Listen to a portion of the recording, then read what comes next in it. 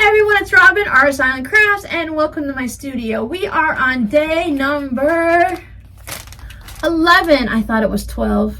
The problem is I look before I turn on the camera and then I think, okay, 11, 11, 11. Then I think, well, did we do 11 or is today 11? I overcomplicate things or change things up in my mind and I just confuse myself. Day number 11. We're doing a lot of fabric this year and I love it. It's going to give me some extra scraps to play with and some different colors and different designs.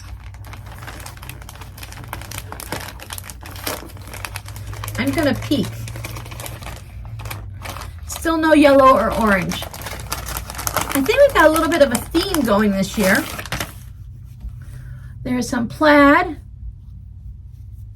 Just to give you an example, this is something that my friend would sew with, so I'm guessing this probably came from her stash. And this is something that Robin would sew with. Now, they could go together, but this is really something that Robin would sew with.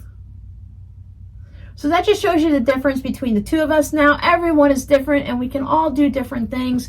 And if you're sewing, like putting it in your Etsy shop, you want to have different fabrics, but I just love sewing with the bright colors. But this, I know she sent me to go into my twining loom to add some brown plaids to my rugs and such.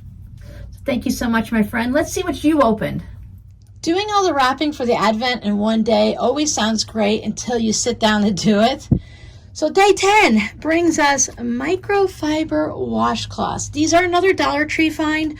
I usually get mine in blue, and I don't remember if I sent blue or white last year to her, but I know she needed them last year. It was perfect timing, so it's a year later, so I'm sending her another 5-pack.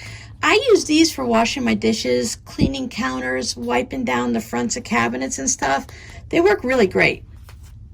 So that's it for today. Come on back tomorrow and see what else we did. Check out the playlist if you've missed any of the previous days, and keep on watching. There's one every day.